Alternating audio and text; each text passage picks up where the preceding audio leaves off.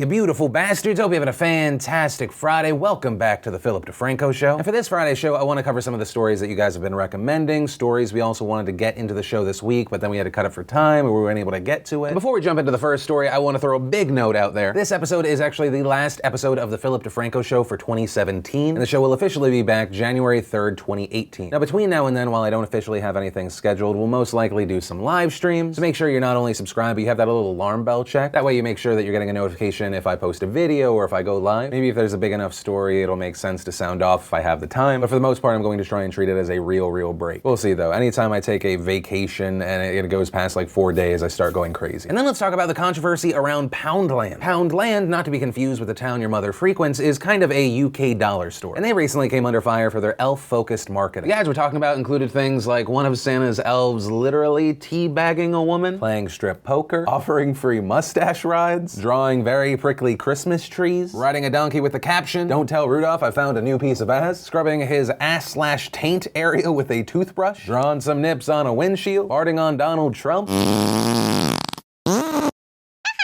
going full Miley. There's also a weird scenario where Barbie's giving birth, the elf is the doctor, and Ken asks, "How come our twins have got your ears, Elfie?" And you know what? Just straight to the point, Santa's elf in bed with 2 Barbies and some nookie blue pills for men. And very unsurprisingly, there were some people that were very angry about this. Some saying it's offensive, some say the elf is sexually assaulting the woman with a tea bag. People are arguing about the consciousness of a Barbie doll, pointing to the fact that she has her eyes open. I think people are diving too deep on this. Twinings Tea, which is the brand of tea featured originally, they tweeted, "We are aware of an image that is circulating that misuses our product. This is to confirm we had no involvement in this and that it is obviously not reflective of our brand values." There was also a person that complained to the police about the teabag post, saying that it incites violence against women. The Advertising Standards Authority has come out and said, "I can confirm we have received 8 complaints so far about a series of Poundland tweets that feature an elf." And as far as Poundland's response to the outrage, they're sticking by their marketing. The marketing director for Poundland said, "If you think this is edgy, you should see the ones we didn't post. The love on Facebook is overwhelming. That's because it connects with our shoppers. In fact, we're proud of a campaign that's only cost £25 and is being touted as the winning marketing campaign this Christmas." And that's just where it is right now. As far as my opinion on it, I find a lot of it funny because I have a dirty and sometimes just childish sense of humor. Also, and we've talked about this on the show before, there is such a thing as outrage marketing. You put something out specifically because you know there is a small section of people that will be pissed off about it, then people are going to do news stories about it. Boom, you get free promo, or I guess in this instance, £25 promo. But I don't know, maybe you have a different opinion on this. Let me know. Then in pretty damn big tech news, Apple came out and admitted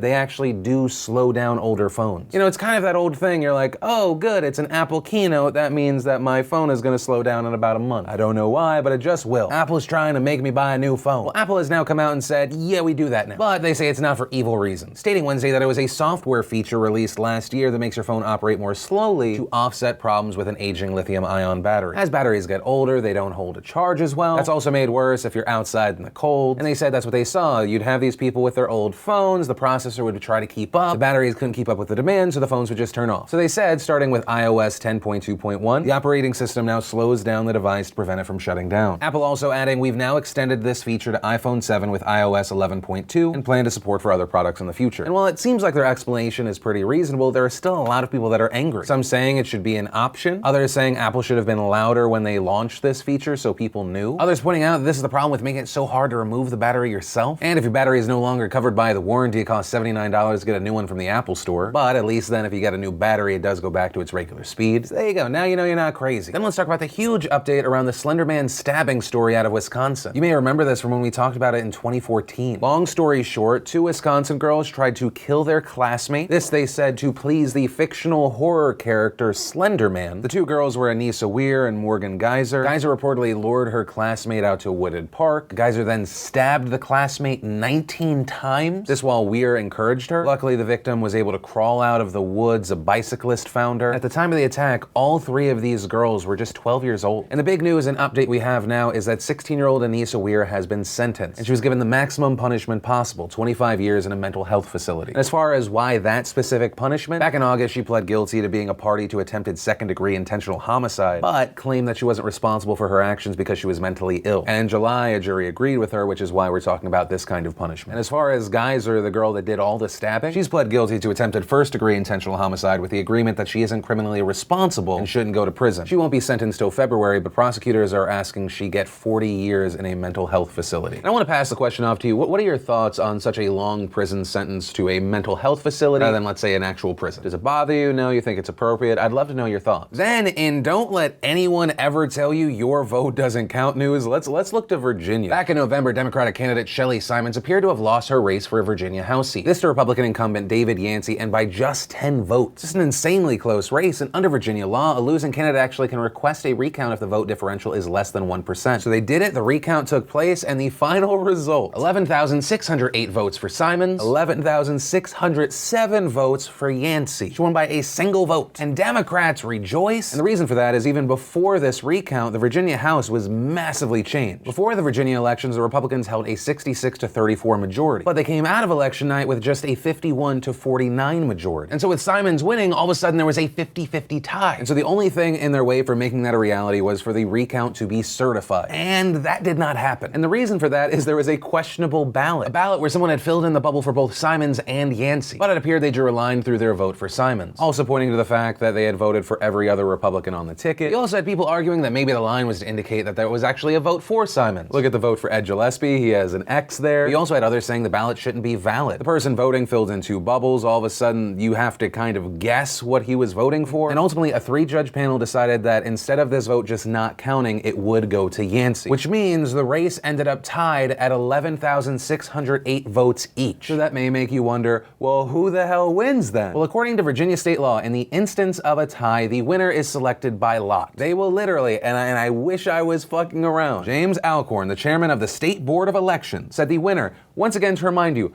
of this political position will be chosen by placing names on slips of paper into 2 film canisters and then drawing the canisters from a glass bowl or his bowler hat. And that drawing is scheduled for December 27th at 11 a.m. But even then, it's most likely not going to be over because the loser will be able to have a second recount. Also, the House Democratic Caucus has vowed to fight the judge's decision here. So we'll see what happens there, but I feel like this story is a perfect example of every vote counts. And that's also why, and it's a bit of a tangent, it's why I think that election days should be national holidays. We should make sure all eligible voters have the time to vote. I'm a big believer in putting out what you want to see more of in the world, and a vote goes along with that. And then let's talk about the accusations against TJ Miller. The accuser, who's remaining anonymous, but the Daily Beast is calling Sarah, says that she and Miller began dating in fall of 2001. A few months into their relationship, she recalled having a lot to drink. She admitted that there are parts of the incident she doesn't remember, and she stressed that it was important to her to cop to that, saying, "I'm not interested in forcing a pretend memory on anyone. 15 years later, I remain terrified of accusing someone of something they didn't do, but I have a visual and physical memory of that." She said she had a distinct memory of them beginning to fool around, but then Miller began shaking her violently and then punched her in the mouth during sex. She said she woke up the next morning with a fractured tooth and a bloody lip. When she asked Miller what had happened, he claimed she fell. According to her, they still continued seeing each other, saying, "I couldn't bring myself at the time to believe this had happened. It was me not wanting it to be true." Also saying she had lost her virginity to Miller and that she felt especially connected with him. But then she recalls another night where she met up with Miller at a party. They went back to her apartment and she says, "We started to fool around, and very early in that he put his hands around my throat and closed them, and I couldn't breathe. I was genuinely terrified and completely surprised. I understand now that this is for some people a kink, and I continue to believe it is something that should be entered into by consenting parties. But as someone who had only begun having sexual encounters like about 3 months earlier, I had no awareness this was a kink, and I had certainly not entered into any agreement that I would be choked. I was fully paralyzed." Then saying at this point her roommates came to check on her. In response to them asking if she was okay, she said, "I don't know. I'll talk to you in the morning." She then said the situation with TJ Miller continued, saying, "He anally penetrated me without my consent," which I actually believe at that point I cried out like, "No," and he didn't continue to do that. But he also had a beer bottle with him the entire time. He used the bottle at one point to penetrate me without my consent. Adding that she wasn't prepared and that she didn't want to believe it was happening. Then saying after Miller left the apartment, she confided in her roommates about what happened. 2 of her roommates also corroborated this story, one remaining anonymous, the other her roommate Katie Duffy. She talked about fighting sounds and banging and loud violent sounds, saying she recalled seeing bruises. Then a year after the incident, the accuser went to the George Washington campus police. Reportedly, there was a student hearing, but there are no specifics about the results of this trial. The article also included other sources saying they didn't believe that TJ Miller could have done this. A friend of Miller's saying that Sarah knew she was making this up to intentionally and maliciously fabricate a sexual assault allegation. And following this story coming out, TJ Miller and his wife responded. I'll include the full statement in the links down below, but here are the highlights. "We met this woman over a decade ago while studying together in college. She attempted to break us up back then by plotting for over a year before making contradictory claims and accusations. She attempted to discredit both of our voices and use us against one another by trying to portray Kate to be a continuous abuse victim of TJ. She was asked to leave our university comedy group because of worrisome and disturbing behavior, which angered her immensely. She then became fixated on our relationship and began telling people around campus, "I am going to destroy them and I'm going to ruin him." We stand together in stating this is nothing more than an unfortunate resurgence of her lies designed to wreak havoc on two happily married people in the public eye. Sadly, she is now using the current climate to bandwagon and launch these false accusations again. It is unfortunate that she is choosing this route, as it undermines the important movement to make women feel safe coming forward about legitimate claims against real known predators. Then following that, some more people shared their stories. Adult film actress Dana De Armand tweeting, "I was harassed by both TJ Miller and the director Jordan Vogt Roberts shooting for Comedy Central's mashup. I've been saying TJ was an asshole for years, so there you go." Another accuser, going by the name Dahlia, said Miller tried to spike her drink, writing that the bartender warned her that Miller had messed with her drink. They threw out that drink. Miller asked multiple times how she was feeling. We also saw Comedy Central announce that they are canceling TJ Miller's new show. It was called The Gore Burger Show. Some reports have said the cancellation decision was made back in summer. They're just announcing it now. So it might not be the reason it was canceled, but it definitely seems like the reason why they're announcing it. That's where we are as of right now, and I'd love to know your thoughts on this story. Obviously, we're in this very interesting and very important time where people are standing up against the people that did wrong against them, empowered by more and more voices speaking up every day. So knowing that, what do you think about TJ Miller's defense that this woman's just trying to use this movement as a way to try and continue assassinating his character? For you, does it boil down into a he said, she said? I was just thinking about this today.